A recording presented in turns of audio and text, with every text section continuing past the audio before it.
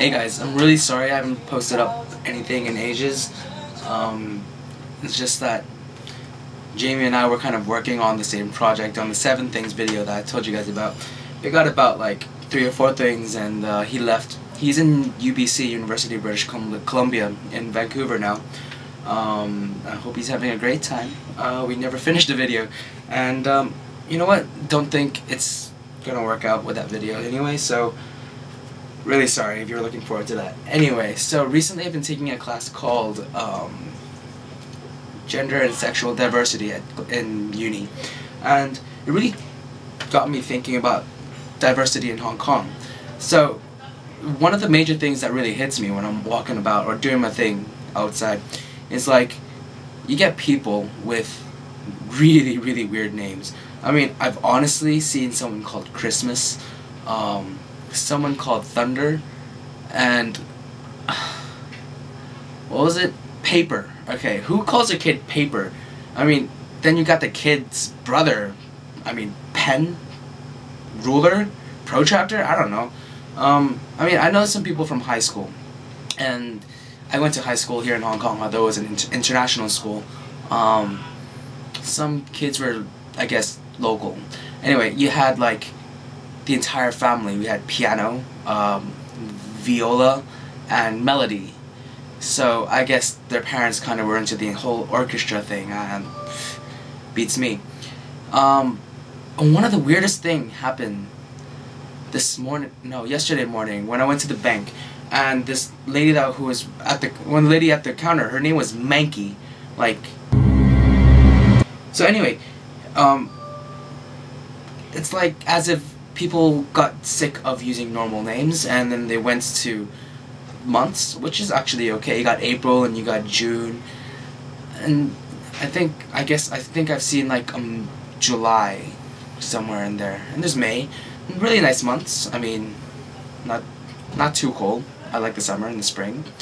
But I mean, how far can people get? I mean, it's like, oh, I'm sick of having normal names, and I want to be special, and they end up going like, alright, I'm just going to take a dictionary, flip through page blah, and point. And you get people with names like Strawberry. I mean, Apple, fine, okay. But you get Strawberry? What the hell, right? So anyway, speaking of diversity, besides names, there's also like a really diverse number of people here. There's different races from all over Asia. You get people from Singapore, Malaysia, India, Philippines, China, obviously, Japan, Korea, and you know, a lot of the surrounding countries. That's really cool. You've also got buildings, especially in the central area where you've got high-rises with glass walls and windows, like the entire building's made of glass. It looks like that. And then you got right next to it some old-school buildings which look like they were there pre-World War II. So that was pretty cool. And you got Chinese influences, obviously, and the Western influences. If you didn't know, Hong Kong was under British rule for a while, and was handed over back to China in 1997, so that's pretty cool. Let's see. And diversity. I guess you can say the number one thing that people bring up when they think diversity is like sexual diversity. Lesbian, gay, bisexual, transgender, transsexual people. And that's really cool. I mean, you get pretty diverse people here, and it's really accepting. I mean, you look into the theaters. Every year they have an LGBT festival, and I think that's a really big step forward in our modern society. But you know, as with all things, it's not that complete. You got like people who aren't openly violent towards LGBT, but you've got the government's going, alright, if you're transgender, you got sexual reassignment done, but you're still legally a man. Or if you are a trans woman, then you're still legally a man, and you can't change that. And so, if touch wood, if that lady gets raped, she can't legally be raped, so nothing happens. And so, in deeper matters like that, it's not that great. But, you know, it's always a step at a time, and diversity is always a hard subject. People go, well, how far can we go? Well, it depends how, you know, customary or how old-fashioned you may be. I mean, what people do with their own lives is really doesn't really affect you unless, you know, they're robbing you or doing something. But, you know, what they're doing to their own lives, it's their choice, and, well, we'll see what happens. Okay, so random thought. Speaking of diversity and stereotypes, prejudice, whatever, Hong Kong has this phenomenon of domestic helpers, which is the politically correct term for what some people may call maids. So predominantly the industry of domestic helpers is pretty much populated by Filipino, well, people of Filipino descent.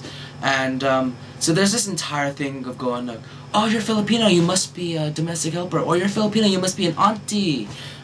So, I mean, I have a friend, he's Filipino, well, he's half Filipino, and his mom's Filipino, and she actually lives here in Hong Kong, and she owns a business of her own, and she's got several branches of a beauty parlor, and this whole thing is really weird. She's got to go to the immigration to register several workers coming over to Hong Kong to work for her, and she goes to the office and they go, no, second floor, and she's like, no, I'm on the right floor, and they're like, no, second floor, and I'm like, okay. And she explains that the second floor is actually the registration for the procedures for coming to Hong Kong to work as a domestic helper, and or for visas and things like that.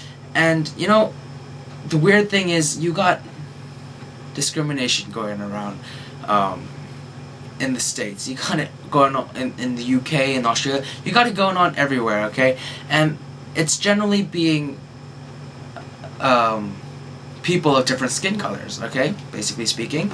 And you come to Hong Kong, and it's weird things. You got Asians discriminating against Asians, and that's really screwed up, man. I mean, come on. So, lesson to be learned. So no matter how far you go, no matter where you go, it's going to be the same. There's always people who are going to look at you and judge you by how you look.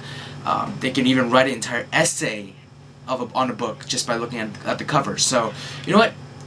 If you're going through stuff like that, forget these people. I mean, they don't deserve your attention. And if you're feeling bad about it, well, trust me, you're not the only one there suffering.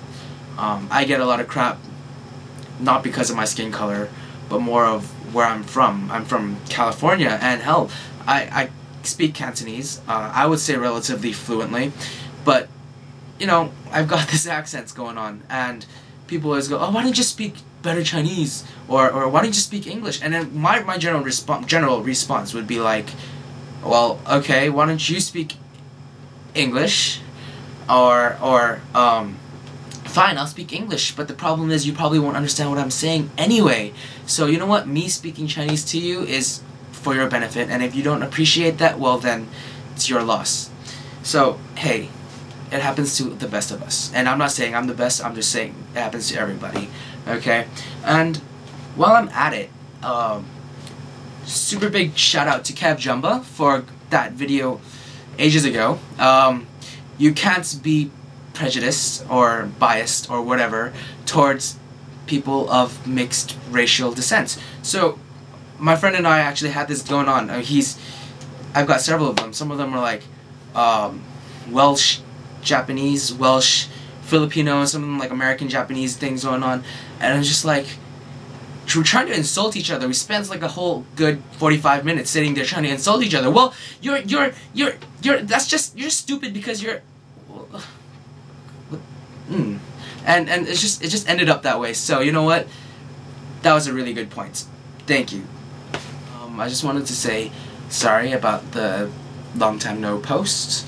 I'm trying to think of new fresh ideas to do. I've got some pretty good ideas coming up from that course I'm taking at university. Oh, I attend the University of Hong Kong, if you didn't know.